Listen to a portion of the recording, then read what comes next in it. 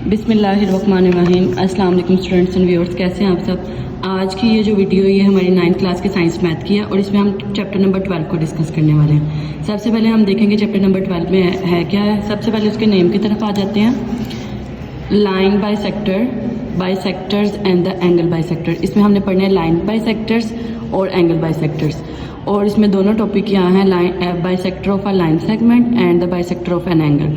ठीक है, इससे पहले जो है मैं आपको चैप्टर का बता दूँ। इस चैप्टर में से जस्ट आप लोगों ने 5 थ्योरम करने हैं जो आपके बोर्ड के पेपर में 8 नंबर का सवाल आएगा। वो जो है या तो चैप्टर नंबर 12 में से आएंगे थ्योरम, या तो चैप्टर नंबर 16 में से आएंगे। ठीक है, तो मैं बच्चों को रिकमेंड करती हूँ चैप्टर नंबर 12 करें, क्योंकि ईजिली क्या होते हैं, अंडरस्टूड होते हैं। और इसके अलावा इस चैप्टर में से आपको डेफिनेशंस भी आती हैं। ठीक है, तो आज हम जो है थ्योरम डिस्कस करेंगे। डेफिनेशन जब मैं आपको रिव्यू एक्सरसाइज करवाऊंगी तब उसके साथ डिस्कस करेंगे। थ्योरम 1 की स्टेटमेंट है हमारे पास, any point on the right bisector of a line segment is equidistance from its end point. जो थ्योरम की स्टेटमेंट अगर आप लोगों ने वो सही तरीके से समझ लिया है, इसका मतलब है कि आप लोग सारा थ्योरम जो है वो सही तरीके से कर सकते हैं। थ्योरम की स्टेटमेंट में जो पहली वैल्यू होती है वो हमारी गिवन वैल्यूज होती हैं, और जो लास्ट पे आ रही होती है वो हमने प्रूफ करना होता है या फाइंड आउट करनी होती है। Any point on the right bisector, साथ आपकी डायग्राम भी होती है। अब थ्योरम करने से पहले मैं, क्योंकि आप लोगों को फर्स्ट थ्योरम करवा रही हूँ, मैं आपको समझा दूँ कि थ्योरम में नंबर्स किस तरह से डिवाइड होते हैं। सबसे पहले जो आपकी डायग्राम, अगर तो आप लोगों ने डायग्राम बनाई हुई है तो डायग्राम के आप लोगों को 2 नंबर मिलेंगे। ठीक है, और अगर आप लोगों ने डायग्राम नहीं बनाई तो आपके जो थ्योरम के आधे नंबर जो है वो कट हो जाएंगे। ठीक है, तो डायग्राम बहुत ज़्यादा इंपॉर्टेंट है। और एक और चीज़ इंपॉर्टेंट है कि जो डायग्राम के अंदर आपने पॉइंट्स के नाम लिखने हैं वही आपने इसके अंदर भी यूज़ करने हैं। ये नहीं करना कि आपने डायग्राम के अंदर वाले पॉइंट्स दूसरे लिखने हैं और बाहर वाले दूसरे लिखने हैं। ठीक है, तो ये हमारे पास है। फिर उसके बाद आ जाए 2 नंबर का, ये आता है गिवन, टू प्रूफ और कंस्ट्रक्शन। इन सब का 1 नंबर होता है। ठीक है, और इसके अलावा जो हम लोग यूज़ कर रहे होते हैं, जो प्रूफ हमने मेन करना है उसके 4 नंबर है। ये दो नंबर का आपको आएगा, 4 नंबर इसके हैं। अब इसमें कोई गलती होती है इसके अलग से नंबर कटेंगे, लेकिन अगर आपने डायग्राम गलत बना दिया तो पूरे 0 नंबर आएंगे आपको। बोर्ड के पेपर में थ्योरम में से 1 नंबर भी नहीं मिलेगा अगर आपने डायग्राम गलत बनाई है। तो वो क्या कहेंगे, वैसे तो डायग्राम के 4 नंबर हैं। फिर हम इसके स्टेटमेंट की तरफ और मेन प्रूफ की तरफ चलते हैं। सबसे पहले कि any point on the right bisector. सबसे पहले हम देखेंगे राइट बाइसेक्टर क्या होता है। राइट बाइसेक्टर होता है ऐसी एक लाइन जो किसी दूसरी लाइन को 2 बराबर हिस्सों में डिवाइड कर रही हो। और लाइन सेगमेंट, अब लाइन सेगमेंट भी हम समझ लेते हैं। कोई भी एक लाइन जो होती है उसके 2 एंड पॉइंट्स होते हैं। ठीक है, और लाइन सेगमेंट का मतलब है इसके अंदर से हमने छोटा सा हिस्सा ले लिया। अब किसी लाइन सेगमेंट के ऊपर उन्होंने कहा इसका राइट बाइसेक्टर बनाना है।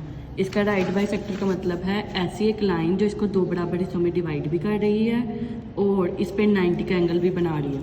ठीक है, ये हमारी गिवन वैल्यूज हैं। Is equi distant from its end point, क्या होगा, ये जो एंड पॉइंट्स हैं ये इसके ऊपर आने वाले किसी भी पॉइंट के साथ क्या होंगे, इक्वल डिस्टेंस पे लोकेट होंगे। यही हम लोगों ने प्रूव करना है। अब हम गिवन में लिख लेते हैं। गिवन में हमारे पास क्या है, a line LM intersect the line segment AB at the point C such that the LM क्या है, परपेंडिकुलर टू AB। ये देखें, लाइन सेगमेंट के ऊपर लाइन लगाई है और पूरी लाइन के ऊपर 2 एरोस लगे हुए हैं। ठीक है, और AC क्या है, कंग्रेंसी का साइन है, कंग्रेंट है BC के। P is a point on the LM। इसको अब हम डायग्राम से देखते हैं। A क्या है, लाइन सेगमेंट है, A से B तक एक लाइन सेगमेंट है, और उसके ऊपर छोटा सा सेगमेंट, ये जो 2 आ रहे हैं ये बता रहे हैं इक्वल हैं। ये वो क्या कर रहा है, एक लाइन हमारे पास आ रही है, उसके ऊपर ड्रा कर रहे हैं राइट बाइसेक्टर के तौर पे, जो कि A को और B को AC और CB में 2 बराबर हिस्सों में डिवाइड कर रही है। ये लाइन रिप्रेजेंट कर रही है इन दोनों की लेंथ क्या है, इक्वल है। ये भी 90 का एंगल है, ये भी 90 का एंगल है। ठीक है, और AC और BC क्या है, कंग्रेंट है। ये कंग्रेंसी का साइन आ गया, ये बता दे तकरीबन क्या है, बराबर है, क्योंकि हमें इसकी 1 2 करके न्यूमेरिकल वैल्यू नहीं पता होता कि 4 सेंटीमीटर है 5 सेंटीमीटर, ये अंदाजे से बनाई हुई है हमने।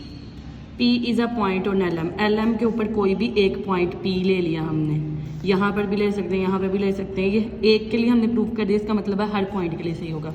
अब हमने प्रूफ क्या करना है, हमने प्रूफ ये करना है कि AB के ऊपर जो भी P से A तक और P से B तक का डिस्टेंस है, ये जो हमने डॉटेड लाइन में लिखा है, ये दोनों क्या होंगे, सेम होंगे। ठीक है, ये दोनों सेम आने चाहिए। अब P से B तक पी से ए और पी से बी क्या है, प्रूव करना है। हमने कंस्ट्रक्शन क्या किया, जो भी कंस्ट्रक्शन स्टेप करते हैं उसको हम डॉटेड लाइन से रिप्रेजेंट करते हैं। अभी हमने किया इसको लास्ट डायग्राम में, लास्ट पेज पे हमने डॉटेड लाइन से रिप्रेजेंट किया। ज्वाइन करना है हमने पी को ए और बी पॉइंट से। अब प्रूव क्या करना है, हमारे पास दो स्टेटमेंट्स आ गए। अब जुबानी में आपको एक बार बताऊंगी, फिर हम स्टेटमेंट के लिहाज से करेंगे। एक ट्राइंगल और दूसरी ट्राइंगल, इनको हमने लास्ट जो पढ़ा है 11 चैप्टर, उसमें कन्ग्रेंसी ऑफ द ट्राइंगल पढ़ा है। उसमें हमने दोनों ट्राइंगल्स को अगर कन्ग्रेंट कह दिया, इसका मतलब उसकी हर एंगल और हर साइड क्या है वो कन्ग्रेंट है। सबसे पहले क्या होगा, ये भी हमें गिवन है, ये भी हमें गिवन है, ये इनका क्या है सी से पी तक कॉमन पॉइंट है, ये भी बराबर होगा।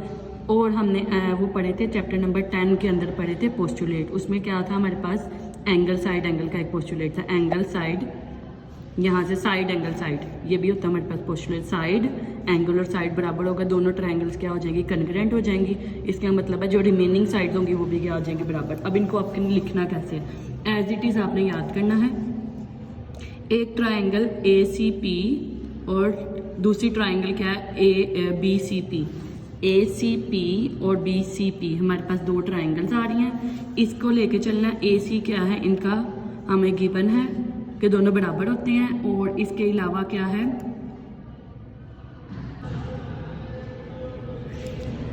ए सी और बी सी क्या है, गिवन है। और एंगल हमें पता है ए सी पी और बी सी पी का क्या है, परपेंडिकुलर होने की वजह से 90 है।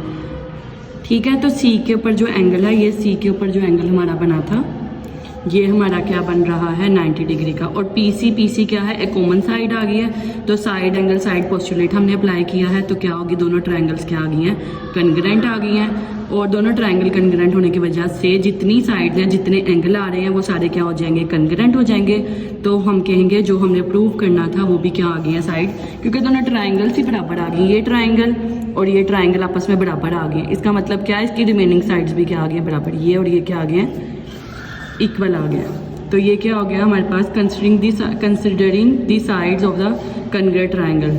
ये क्यों इक्वल है, क्योंकि कन्ग्रेट ट्रायंगल्स की साइड्स हैं। इसके साथ ही जो है ये आपका पहला थ्योरम की वीडियो जो है वो एंड हो रही है। आपने इस वीडियो को लाइक सब्सक्राइब और शेयर कर देना। एक मिनट,